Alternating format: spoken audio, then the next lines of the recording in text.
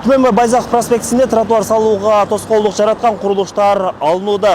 Түмен Байзақ проспектисинин Бишкек-Ош автоунаа жолунан баштап Байел базарына чейинки аралыгына узундугу 6200 метр болгон тротуар салынат.